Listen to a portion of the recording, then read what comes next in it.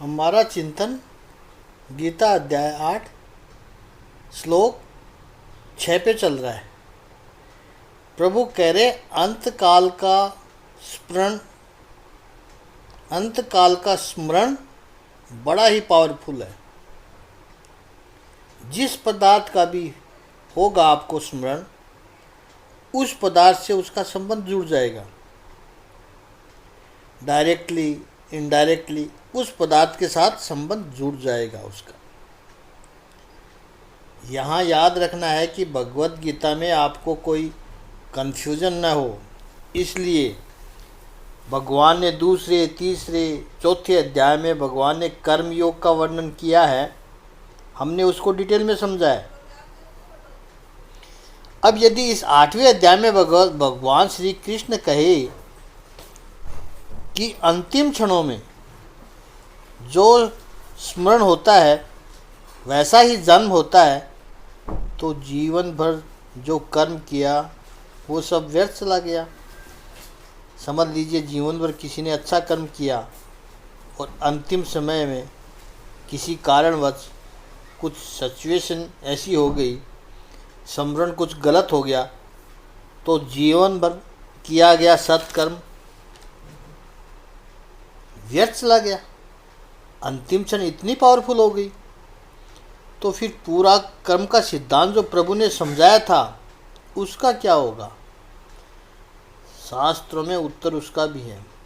कर्म का सिद्धांत महत्वपूर्ण है, लेकिन ये लास्ट इम्प्रेशन वो काफ़ी पावरफुल है। पुण्य कर्मों का फल अवश्य मिलेगा, महात्मा लोग कहते हैं और ग्रंथों में लिखा है, लेकिन अंतिम क्षण में जो स्मरण हुआ है तो बनेगा तो वैसा ही। इसलिए वेरी केयरफुल। अंतिम क्षणों में विचार क्या आते हैं हमारे अपने लिए भी और अपनों के लिए भी बहुत ज़रूरी है। इसलिए महापुरुष और हम लोग भी अंतिम क्षणों में प्रभु स्मरण का आग्रह रखते हैं। भगवत गीता का ये 8वां अध्याय उसको सुनाया जाए। भागवत में श्रद्धा हो तो गजेंद्र मुक्ति, विष्णु सहस्त्र नाम का पाठ किया जाए, अपने इष्ट देवों का स्मरण किया जाए, आराध्य देवों का स्मरण किया जाए। ऐसा मन का अभ्यास होना चाहिए। अब इस सिद्धांत में जो साइंस है उसको भी थोड़ा समझ लें। ये कैसे होता है? पूरा जो अस्तित्व है उसमें एक एक कर्म के द्वारा हम वाइब्रेशन भेजते हैं और अस्तित्व में वो रिकॉर्ड होता जाता है। जैसे ध्वनि के तरंग होते हैं, वाइब्रेशन होते हैं, रेडियो, टीवी, सेल फोन के वाइब्रेशन होते हैं। जहाँ जहाँ कॉर्डलेस की बात आती है वहाँ वाइब्रेशन पर ही डिपेंड रहते हैं हम। एसी हो गया, आजकल तो फैन भी, पंखे भी, फैन भी रिमोट कंट्रोल पर चलने लगे हैं। कर्टन भी रिमोट कंट्रोल से खुलते हैं, बंद होते हैं।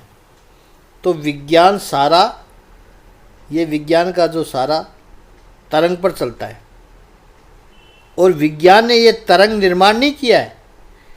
इस बात को समझना है।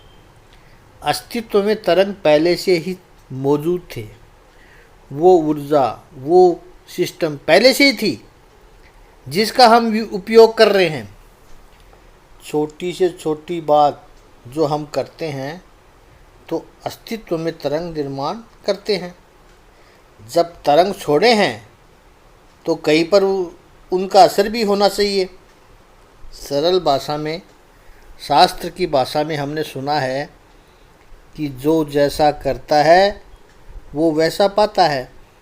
इसको साइंटिफिक भाषा में लिखना हो तो जिस प्रकार की तरंग को छोड़ता है व्यक्ति, वो उसी प्रकार की तरंग को वापस प्राप्त करता है, हासिल करता है।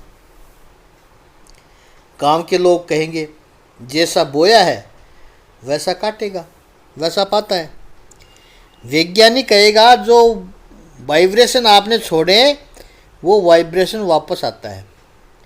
पहाड़ों पर जो ध्वनि हम छोड़ते हैं वही ध्वनि अनंत गुना होकर वापस आता है। अब कुछ मूवमेंट जीवन के ऐसे होते हैं जो मोस्ट पावरफुल है। हमारा जीवन एक लाइन में नहीं चलता है, ऊपर नीचे ग्राफ होता रहता है। Death is such a powerful transmission. अंतिम क्षण जब मनुष्य के होते हैं, जब वो शरीर छोड़ रहा है, तो वो जो वाइब्रेशन उसने छोड़े थे पहले, वो सिग्नल इतने स्ट्रोंग होते हैं, क्योंकि वो स्थिति कई बार आपने देखी होगी कि अंतिम क्षणों में व्यक्ति की छटपटाहट कैसी होती है। कई बार हमें लगता है कि वो तो आईसीयू में है, इसको तो होश ही नहीं है। आंतरिक स्थिति में उसको सब पता होता है। इसलिए ऐसे लोगों की सेवा करने वाले को पता है कि जब कुछ अच्छा बोलो तो वो एक अंगुली के इशारे से कहेंगे या आंखों के आईब्रो से कहेंगे। वो भीतर से कोशिश तो बहुत कर रहा है, शरीर साथ नहीं दे रहा है। कोई प्रिय स्वजन आ जाए और उसको उसके सामने खड़ा करके वो उसके हाथ लगा के कहे कैसे हैं आप, तो वो उंगली उठाएगा। इसका अर्थ है वो आपको पहचान गया है। चाहता तो है खड़ा होकर आपको आलिंगन में ले ले, लेकिन शरीर साथ नहीं दे रहा है। तो जो खड़ा होकर गले लगाने की बात थी, वो उंगली हिलाकर अपने इमोशन प्रकट करेगा। बाद में तो इतना भी नहीं होता है, मात्र संकेत जा रहे हैं। अब शरीर साथ नहीं दे रहा है था तो केवल उंगली की मूवमेंट हुई, उंगली हिली, लेकिन अंतःकरण तो उतना ही पावरफुल है, मन तो इतना ही पावरफुल है। अंतिम क्षण में जो सिग्नल छूटते हैं, अब जब ये आत्मा शरीर छोड़कर जाती है तो वो सिग्नल को रिसीव करती है। उस सिग्नल के साथ उसके संबंध जुड़ते हैं। उसी के अनुसार अगले जन्म के शरीर में नर मादा संबंध के साथ में वो प्रवेश करता है। फिर अगला जन्म शुरू हो जाता है। फिर उसके साथ ये पूरे कर्मों का लेखा जोखा सब जाता है। जो जीव सूक्ष्म और कारण शरीर के साथ गर्भ में प्रवेश करता है, जो भी पिछले जन्म की लास्ट इम्प्रेशन थी उसी शरीर में प्रवेश करता है। अब ये बात बहुत कॉमन हो गई।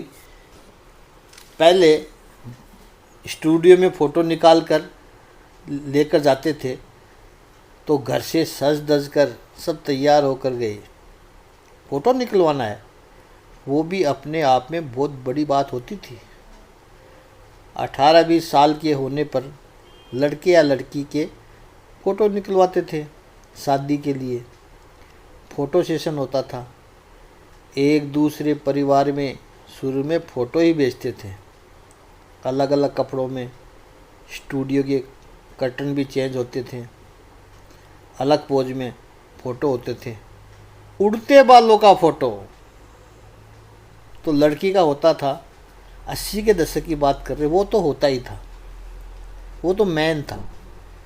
इतनी मेहनत करने के बाद जब वो कैमरामैन कहता है रेडी, उसी समय नाक पर मक्खी बैठ गई, पोज बिगड़ गया। तुरंत फ़ोटो तो मिलते नहीं थे उस वक्त, हफ्ते भर के बाद फ़ोटो आते थे। तो मक्खी बैठी हुई फ़ोटो आई, सारी मेहनत बेकार चली गई। ऐसे ही जीवन भर जो किया होगा, अच्छे काम बुरे काम जो भी किया होगा, लेकिन क्षण में, अंतिम क्षणों में प्रभु याद आया कि नहीं, अंतिम क्षण का इम्प्रेशन ही सामने आ जाएगा। उस समय जो आपका भाव था वो ही कैरी फॉरवर्ड होगा। सदा तद भाव भाविता है। शंकराचार्य जी ने अपने भाष्य में व्याख्या करते हुए लिखते हैं कि बार बार जिसको याद किया है उसी को आप वापस वापस कंफर्म करते जाते हैं। श्रीमद् भागवत के भी 10वें स्कंद में यह बात कही है। भव का अर्थ है जन्म, और जन्म का कारण क्या है? भाव। तो सदा तद भाव भाविता है। भाव का अर्थ है यही जीव के समय निरंतर वासना रही, जीव के हर समय निरंतर वासना रही, निरंतर जो विचार रहा वो ही जन्म जन्म का कारण बनता है। और महाभारत के शांति पर्व में कहा कि जैसे कोई पंछी ऊंचे आकाश में उड़ रहा हो तो उसकी गति दिखाई नहीं पड़ती है। आप विमान को देखना, लगता है कितनी कम स्पीड में जा रहा है, उससे तो हमारी साइकिल ही तेज़ चलती है, उसकी गति नहीं दिखती है। पानी में जैसे जलचर प्राणी है उनकी गति दिखती नहीं है, ऐसे ही ज्ञानी जो व्यक्ति है उसकी गति दिखाई नहीं पड़ती है। क्योंकि जो निरंतर भगवत स्मरण में व्यस्त रहता है, मग्न रहता है, ऐसे ज्ञानी के प्राण कहीं बाहर जाते नहीं है, प्रभु स्मरण में ही लीन हो जाते हैं। जैसे समुद्र की तरंग समुद्र में ही उठकर वापस समुद्र में ही लीन हो जाती है, ऐसे ही ये ज्ञानी भगवत स्मरण जो निरंतर चलता है उसका परमात्मा में ही लीन हो जाता है। और इसके लिए भगवान श्री कृष्ण यहाँ शब्द प्रयोग करते हैं, सदा मद भाव भाविता है। निरंतर जो विचार किया है उसी से गति निश्चित होती है। ऐसा मत समझना कि अंतिम क्षणों में कोई नया विचार करेंगे और गति निश्चित करेंगे। हमारे जो संस्कार है, हमारा जो सदा भाव है, वही हमारे मन में आता है और वही आएगा। तो अंत काल में या प्रयाण काल में नए विचार विनिमय को अवकाश नहीं है बिल्कुल भी। जीवन भर यदि परमात्मा का स्मरण नहीं किया होगा और कोई कहेगा कि उस समय अंतिम समय स्मरण कर लेंगे, वो गलत धारणा है। वो गलत धारणा में जी रहा है, नहीं आएगा अंतिम समय में। अंतकाल की बात तो छोड़ो, यदि जीवन भर नहीं किया तो वृद्धावस्था में उनको करना भी हो तो भी नहीं कर सकते हैं। हाथ में माला लेकर बैठेंगे लेकिन मन कहीं और चला जाएगा, कहेंगे अब मन ही नहीं लगता है। तो अंतिम समय में कैसे होगा? इसे भगवान कहते हैं सदा तद्भावम भाविता है। तो अंतकाल की भावना है वही अगला जन्म निश्चित करती है। जैसे रात्रि का अंतिम विचार दूसरे दिन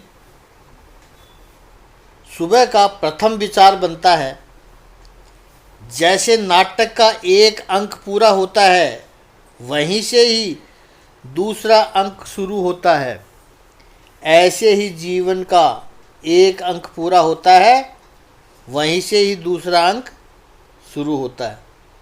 तो जिसको अंतिम क्षण सुधारने हैं, जिसको अंतिम क्षण मंगल बनाने हैं, पवित्र बनाने हैं, उसको पूरा जीवन मंगल और पवित्र बनाना पड़ेगा।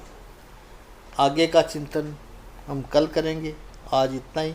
ओम श्री सच्चिदानंद भगवान की जय।